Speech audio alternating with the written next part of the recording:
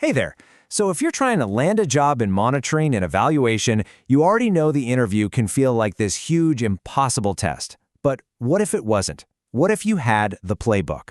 Well, today, we're going to break down a strategic guide that'll help you go from just surviving that interview to absolutely acing it. So why is it so tough to land one of these jobs? I mean, let's be real. These roles are super competitive. You're going up against some really smart, passionate people. Monitoring and evaluation, or M&A, it demands this wild mix of hardcore technical knowledge and really sharp people skills. And that's exactly what makes the interview process so challenging. But here's the good news. Solid, smart preparation. That's your secret weapon. We've taken expert advice and distilled it into a simple, actionable strategy. If you follow this framework, you're going to gain a massive edge. You'll be able to walk into that room with some serious, well-earned confidence. So here's our game plan. First, we're going to deconstruct the opportunity. That means really getting under the hood of the role. Then, we'll shift to mastering your personal narrative, how you tell your story in a way that connects. After that, we'll sharpen your strategic edge with some pro-level tactics. And finally, we'll wrap it all up with the key takeaways. All right, let's dive in. Okay, part one, deconstructing the opportunity. Look, before you even think about memorizing a single answer, you need to become an absolute expert on the job itself. This is the foundation, you know. When you walk in knowing their world inside and out, you immediately stand out from the crowd. First things first, you got to get to the core purpose of the job. What are the absolute must-do responsibilities? Is this role all about driving organizational learning? Is it more about ensuring accountability to donors? Or are they really looking for someone to build the M&E capacity of the whole team? You have to know because every single question they ask you is going to come from that core purpose. And your research has to go way deeper than just the About Us page on their website. You need to understand their whole ecosystem. Who are their big donors, and what do they require for M&E? For example, if they get a lot of funding from USAID, you can bet they're going to ask you about gender integration in your M&E plan. You've got to remember, M&E for a health NGO is a totally different ballgame than M&E for a government project. Which brings us to a really key distinction. Is this a direct or an indirect role? Are you going to be down in the trenches, working side by side with the project team every day? That's a direct role. Or are you going to be more in an advisory position, a step removed? That's indirect. Knowing which one it is crucial, because it completely changes the types of stories and examples you need to prepare. All right, let's move on to part two. Now that you've analyzed the job, it's time to analyze yourself. This is where you craft your story, the one that draws a perfect, straight line between your skills and the role you just spent all that time deconstructing. Every interview panel is hunting for two things. Your technical skills, that's what proves you can do the job. You know, things like setting up an M&E system or running data analysis. But it's your soft skills that prove you can actually get the job done. Can you work with a team? Can you communicate clearly? You need to show them you have both.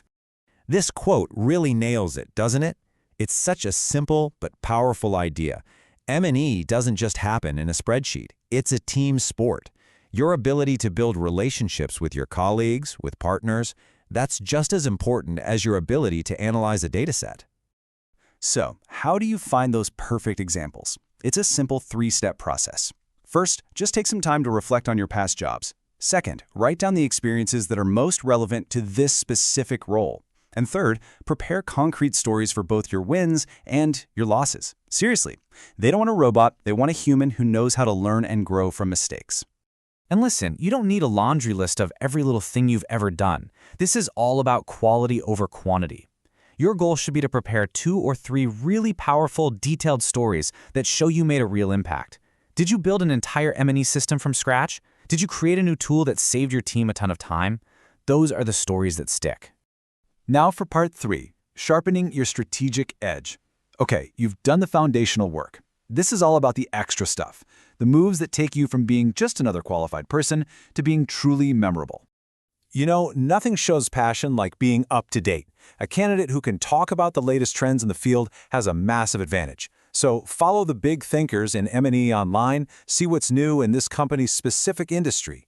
Imagine being able to casually mention a new approach, like using AI for qualitative analysis. Boom. You're not just another candidate anymore, you're a forward-thinking pro. When they ask you that classic, "Where do you see yourself in 5 years?" question, have a real answer. But don't just talk about your dream job. Connect it back to them. Explain exactly how this job is the critical next step on your path. What skills will you build here that set you up for your long-term plan? That shows them you want to grow with them, not just use them. And please, don't forget this. The interview is a two-way street. The questions you ask are just as revealing as the answers you give. This is your chance to really dig in. Ask about their M&E culture, how much they truly invest in data, what their team structure is like. Asking smart, thoughtful questions shows you're a serious professional who is making a very careful decision. All right, we have covered a ton of ground, so let's bring it all home and boil it down to the core strategy. If you don't remember anything else, remember this. Here it is, your three-part success strategy. 1. Deconstruct the opportunity with some deep, thorough research. 2. Master your personal narrative by linking your skills directly to what they need. And 3. Sharpen your edge with forward-thinking questions and a clear vision for your future. So the strategy is right here in front of you. The real question is, what are you going to do with it? As you get ready for that next M&E interview, just ask yourself, what is the very first step you're going to take? Your journey to acing that interview, it starts right there with that one action.